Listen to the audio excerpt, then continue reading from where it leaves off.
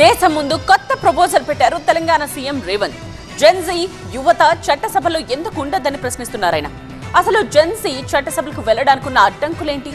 CM Revanth అసలు ఏం చేస్తామని చెప్తున్నారు చూద్దాం. నీట్ పేపర్ లీక్ తో మొదలైన కాక్రోచ్ ఉద్యమం ధర్మేంద్ర ప్రధాన్ రాజీనామాతో ముగిసింది.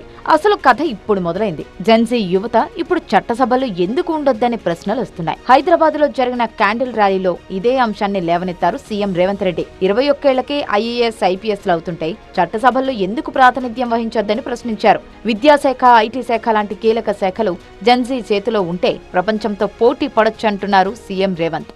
విద్యాశాఖ లేదా IT శాఖ అత్యంత కీలకమైన శాఖలు 60 ఏళ్ళలో, 70 ఏళ్ళలో, 90 ఏళ్ళలో కాదు, 21 సంవత్సరాలు నిండిన యువకులు ఈ దేశానికి మంత్రులైతే తప్పకుండా దేశ భవిష్యత్తు మారుతుంది.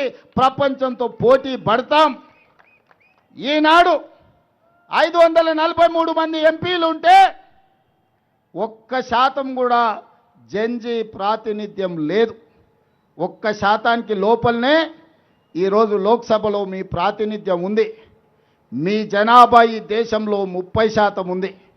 30% జనాభా ఉన్న జెన్జీ యువ కెరటాలకు చట్టసభలలో ప్రవేశం కల్పించాల్సిన బాధ్యత ఈ ప్రభుత్వాల మీద ఉన్నది.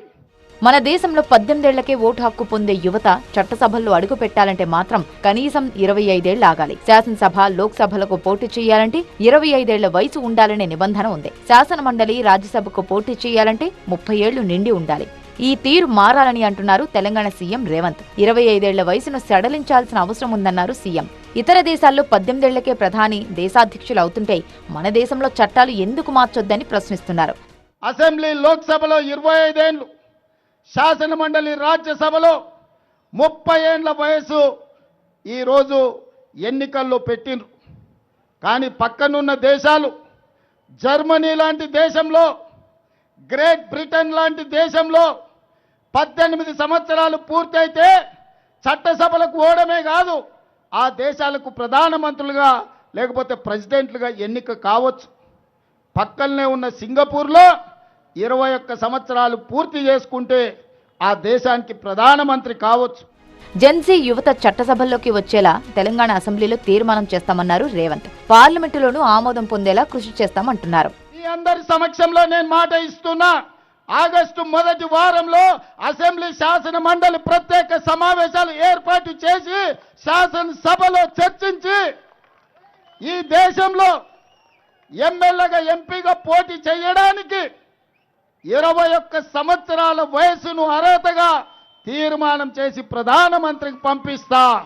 ఈ దేశం నుంచి యువకులు ఈ దేశాన్ని పరిపాలించగలిగిన సత్తా ఈ యువకు ఇవ్వాలి అని తెలంగాణ శాసనసభలో తీర్మానం చేసి పార్లమెంటులో రాహుల్ గాంధీ, మల్లికార్జున్ ఖర్గే గారి నేతృత్వంలో బిల్లును ఆమోదించే విధంగా ఈనాడు కాంగ్రెస్ పార్టీ, మా ప్రభుత్వం ప్రయత్నం చేస్తుందని చెప్పి 21 ఏళ్ల యువతీ యువకులకు చట్టసభల్లో అవకాశం కల్పించాలన్న ప్రపోజల్పై ఇప్పుడు దేశవ్యాప్తంగా చర్చ మొదలైంది. మరి రేవంత్ ప్రపోజల్కు ఎంతమంది మద్దతిస్తారు?